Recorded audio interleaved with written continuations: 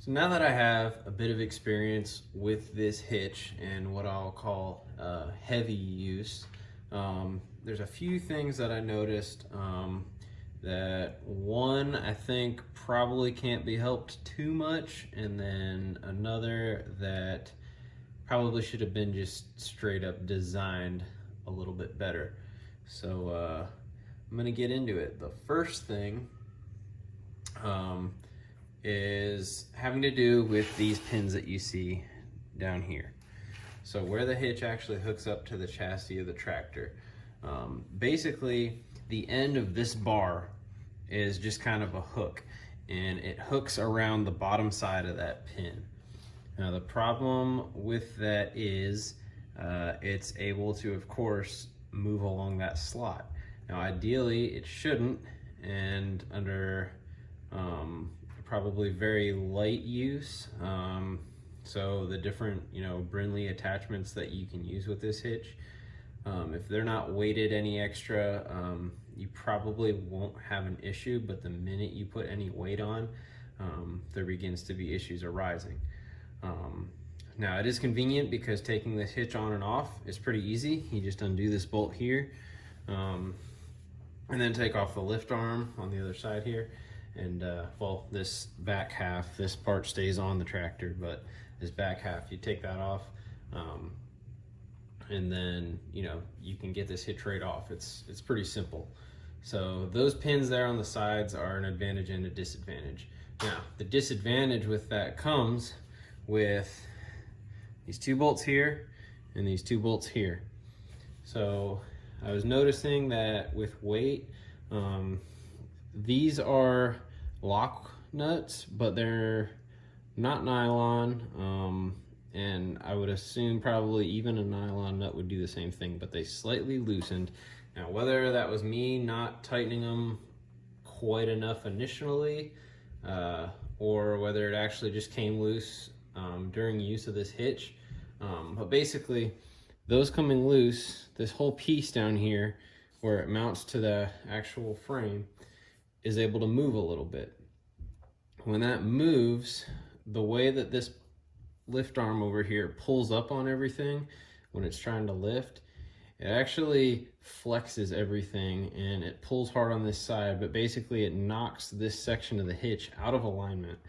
And when that happens, you start to get a little bit of a gap over here. And I'll try to move this a little bit to where you might be able to see a little better.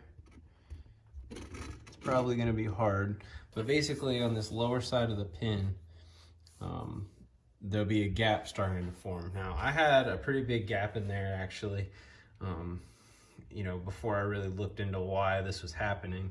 It was probably at least an 1/8 to 1/4 inch gap in there. I mean, there was maybe not quite a quarter, at least an 1/8, maybe 3/16. But there was a good amount of extra space in there that I thought, man, that shouldn't be there. It wasn't there when I first, installed this hitch. And with that, if you, put this hitch on and had that up to where it was actually contacting that bolt, I wasn't able to get this 3/4 inch bolt in to, the toe behind hitch there. So I thought, well, something's definitely off here. So I ended up getting it in and I was using it how it was. And then when I finally got done for that day with what I was doing, decided to look into it. So I thought, well, let me try to loosen these bolts up, see if maybe something moved a little bit. I loosened them up, kind of just put a little bit of weight on it, just my own weight, and it got everything right back into alignment. Everything is where it needs to be at again. So I think one thing you need to pay attention to are the tightness of those bolts, and just making sure that they're really tightened down good. And if you do see an issue arise with those pins, just go ahead, loosen them up, get it back into alignment, tighten it again, maybe a little tighter than before. One thing I might do, I might actually take those back off again and put some Loctite in there just for a little bit of extra. Of course, a lot of weight can be put on these, so chances are, those 4 bolts, they'll probably either loosen or they can probably at least move enough that I may run into that issue again. Now, second issue, and a bigger one, I think, is gonna come with this piece. So this piece here is what locks this more rearward part of the lift arm to the front part of the lift arm that stays connected to the tractor. Now, I don't know how well you can see, there is a hole here, a 5/8 hole, and then there's a hole here, of course, which, you know, kind of locks this piece together. Now, on further up in the tractor here, there's 2 sets of pins on the main lift arm that this links into, and then this holds it tight together. Now, the thing is, this uses a 1/4 inch carriage bolt. I'm going to take this off so you can see. But it uses a 1/4 inch carriage bolt. The hole there is not a 1/4 inch on the main lift arm. It is just under 5/8. I'm not 100% sure why they have a bigger hole here for this to go through. This hole back here that I just talked of is actually where the pin that you put to fasten it to the frame back here when you're not using this sleeve hitch. So that one needs to be bigger. This one has no need to be that big. I have no idea why it's that big. This kit, at least from what I could tell, did not come with any kind of spacer or anything there. But basically what happens is this rear arm can move a little bit on those 2 forward pins. And when that happens, you get some play. You can see how there's a little bit of play there. And basically what that does is it can slightly change how far this can lift and lower. And there's slop in there, so it has an even more or less efficient lift. Now, I think I talked about in other videos before how this thing mechanically is not set up for the best advantage for lifting because it has to do a lot of pulling in order to start lifting rather than just a straight pull back, which lifts. It actually has to come up and back rather than just straight back. So not the best design for this actual lift mechanism, but this can be fixed. So what I'm gonna do is show you how I'm gonna fix that. So what I did was I kind of measured it out, and this one is slightly smaller than 5/8, but what I did is I got this 5/8 sleeve, and it is a 1/2 inch inside diameter. And then I also got this is a spacer that has a set screw in it. It's a 1/4 inch and then 1/2 inch outside diameter. And what I can do is put one inside the other. Here, this set screw is kind of getting in the way. I can put that inside, and now I have 1/4 inch to 5/8 inch. Online, you can actually, if you search 1/4 inch ID by 5/8 OD by a 1/4 or 5/8 by a 1/4 by a 1/4 steel spacer, you can actually find there's websites that'll have one that exact size so you can have a solid piece. I kind of just wanted to have this. I didn't want to have to pay quite as much for shipping and all that. So I just found this at the local hardware store. Basically, all I'm gonna have to do is trim this one down. This spacer, the smaller one, is already the width I need. So I'm just gonna get this trimmed down, and then we'll get that in there, and then that should take up all that play, and hopefully this whole system will just be a little bit stronger. So what I did was cut this down.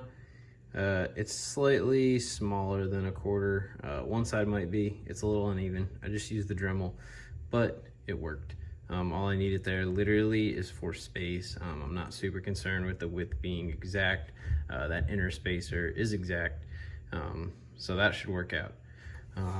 Now, what to do, since this hole is not 5/8, we need to make it 5/8. It is very, very close, but just under. I think the idea is so that you can't put the pin to secure this back here in that hole, because I want you to do it with that hole.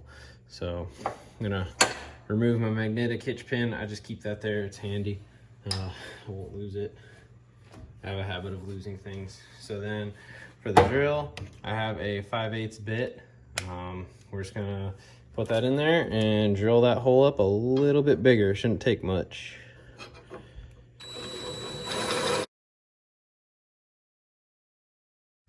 All right, we got our 5/8 hole Oops, went through a little bit, hit the backside, but we'll be all right.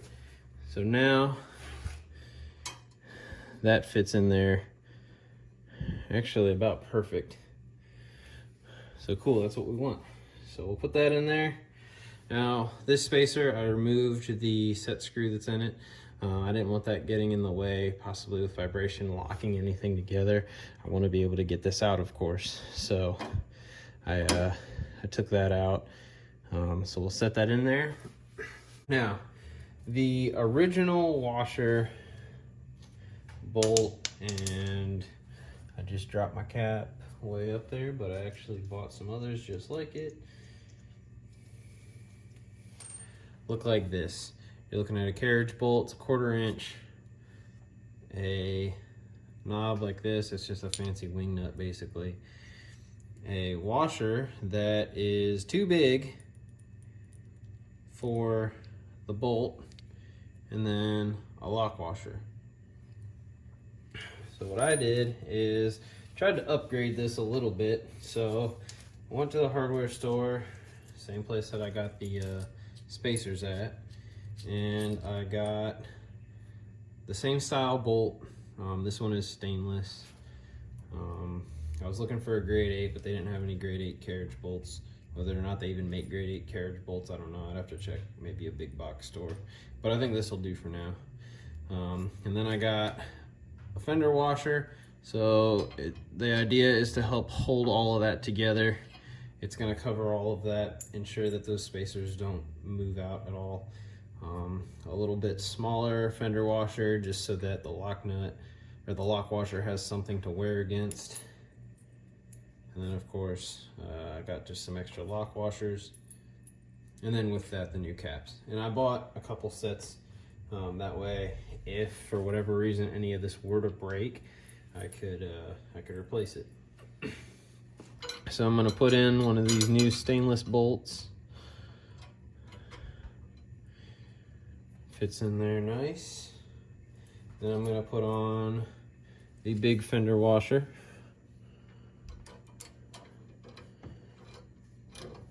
I'm gonna hold all that together. I'm gonna put on the next fender washer, then the lock washer, and then I will spin on the cap.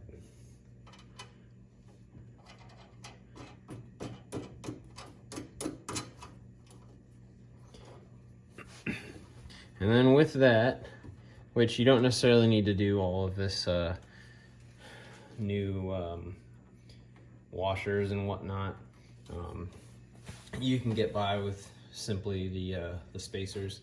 But now you have a solid piece. Even if you loosen this a bit, of course you're gonna have a little movement just because of the tolerance of the bolt. You know, it's not an exact tolerance, there's a little bit of room. But it's a lot less movement. You're not gonna have any kind of adverse movement once you get under weight like you would before. So I definitely see this as a nice little upgrade. Just strengthens the system a little bit, give you a little bit less of an issue if you're lifting a weighted load. So we'll give that a try. I'll be using this box scraper some more. I'll probably be using the ripper more. So hopefully that's a nice little upgrade. So those are the two main issues I see. Really, you can't fix much else, short of actually, you know, maybe welding this frame together, but I'm not going to bother doing that. But yeah, if you have any questions or anything, want to know any more details about the hitch or anything like that, please let me know and I'll definitely get back to you. So with that, thanks for watching. Have a good one.